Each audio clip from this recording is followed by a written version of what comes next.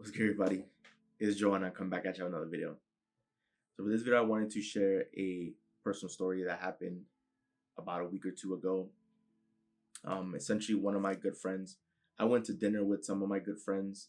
One of my friends in particular, who's born and raised in the city, he's been living out of state on the opposite side of the country for, I guess, like a few years now, and he moved out there for his job, but he was back in town for a few weeks, to visit his family, to catch up with friends. And so he invited me out to, grab dinner on a weeknight. And, I decided to go because it's been a while since I seen them. And it was a few of us. We got together and, we picked a restaurant and we went.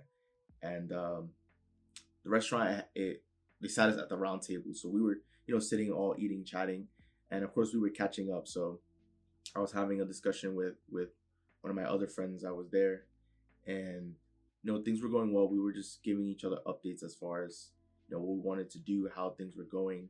And the person I was speaking to, he also has a great deal of experience in business and entrepreneurship, right? Like he's done deals, he's had different businesses, he still owns different businesses. And I was just sharing what I wanted to do and the things I wanted to pursue. And I was just curious as far as like his thoughts and everything, just gathering information just to see what I can learn, what information I could pick up on. And he was giving me advice, but of course he was trying to give me certain warnings to be aware of, just because from his experience, and of course from the experience of a lot of entrepreneurs, that is not, the grass isn't always greener, that things isn't always like a smooth sail across, right? Like there may be times where business can get bumpy, and you may face challenges on the road. So I was aware of that, but I was okay with that because I understood the bigger picture. I understand where I'm going and what it is that I want to get out of this and the vision that I have for this. So I was still fine with my idea. And I know like the information and the advice that he's given me is based off of his experience, right? And I know just how he is as a person. Of course, he takes risks because he's an entrepreneur, he's a businessman, but he also plays it safe because I understand that he has people like family members that depend on him. So you have to play safe when you have people depending on you. But when he was giving me his perspective, it sort of came across as like rebuttals to the idea, the vision, the things that I wanted to do and what I wanted to get out of it, right? Sort of came across as rebuttals. And I know I didn't take it personal because I understood, who he is as a person and the place that he was coming from. Of course, it came from a place of love, of just wanting the best for someone and for someone to not make mistakes, or if go through troubles, for them to go through the same troubles that they went through, right? So that's sort of where it came from. But while we was having this conversation, he was bringing up different variables and saying, oh, different things happen, like you gotta be aware of the economy, like you gotta take other things into consideration, like your target group, all these components. And the whole time when we were having this conversation,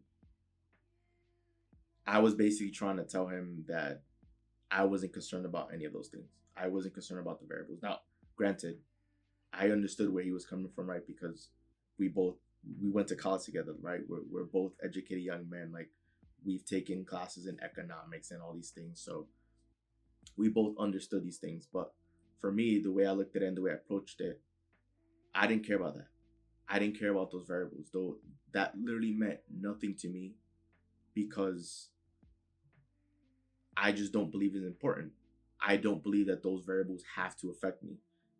Those variables may exist, but you don't have to let it affect you. And so that's the energy that I came across. That's how I was approaching the conversation with him. And it was funny because the whole time he was looking at me like I was crazy. And I was looking back at him like he was crazy. So that sort of looking back at it, that's what makes me laugh about it, because it just seemed like we were both speaking completely different languages, right? From his perspective, of course, he wanted the best for me, and he wanted to make sure that I was fully invested in this and for the right reasons, and that like I was gonna go all in, and that I have everything thought out before like really pursuing this.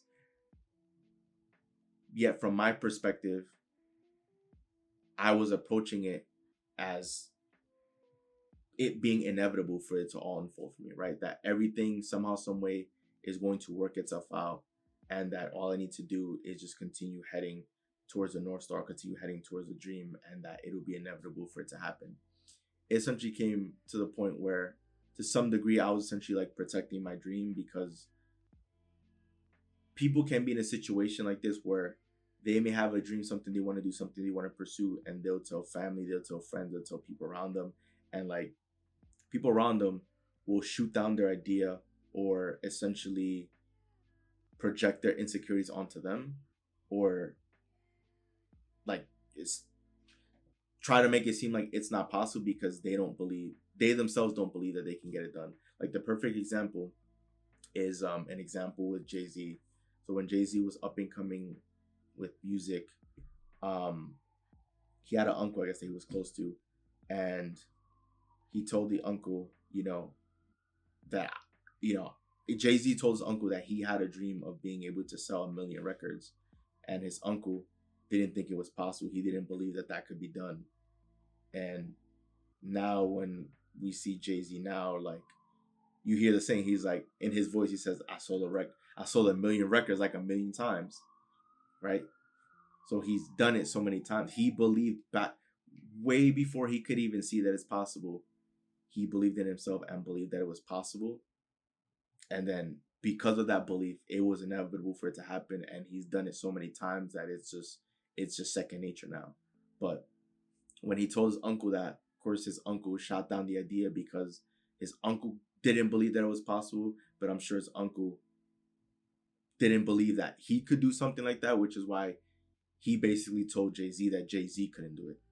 So, of course, there's no knock to my friend or anything, because I understand that his advice and everything, the conversation that we had came from a place of love and just wanting the best for me.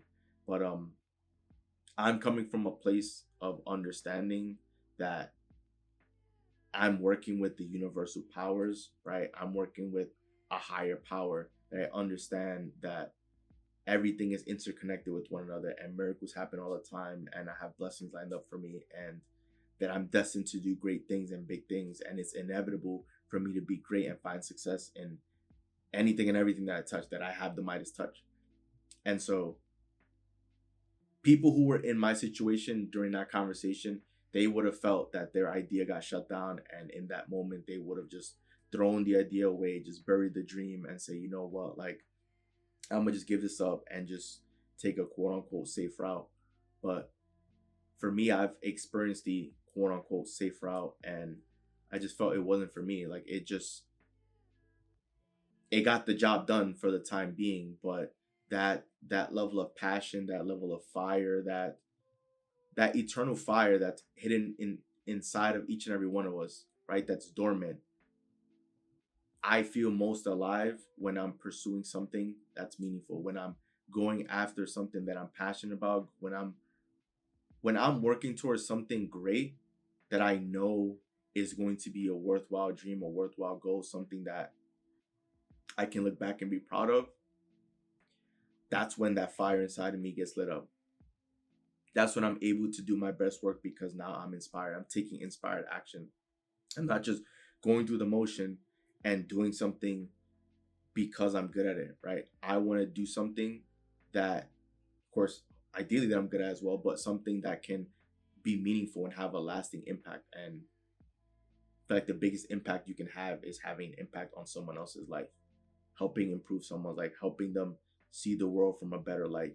For me, the reason why I'm so passionate about this is because I understand that in order to really change someone's life, you have to change what's up here. You have to change their mind, change their perspective, because then if they see the world one way, but if you're able to change that and help them see the world for the better or see themselves for the better, then I understand that they can change their world, right? Me, I'm trying to help people. I'm trying to help empower people because if you're able to better yourself, then you can better those around you and it'll spread one person at a time. So I didn't really know what I would title this video. Honestly, I just figured to just press the record button and to just share the story. But now that I shared the story, this is more so of me just protecting the dream. Me being aware and understanding my true power as a creator and understanding just how amazing this universe is, how great life can be, and how great life can treat you if you reciprocate that same energy and if you approach life with the belief that it's impossible to fail, then it will literally be impossible to fail. It's inevitable for you to find success. So having that conversation and, seemingly receiving rebuttals or warning signs about pursuing entrepreneurship and doing something, just going into business for myself, I wasn't concerned.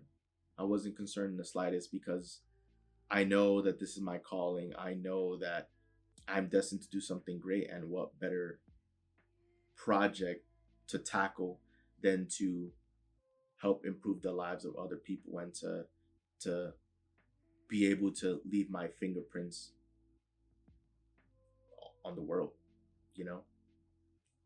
So that was my personal story. The dinner was great, and we got to chat personally like after the dinner, and it was sort of a great ending to the conversation, and he was fully on board, and I fully had his support with everything I wanted to do. But I understood that it was sort of that we were speaking different languages because I already had a picture of vision in mind of what I wanted to do and where I wanted to be and everything, and I understood that he was just speaking from his experience and his general understanding of entrepreneurship and business as a whole, and that he didn't have the same picture that I was holding in my mind, right?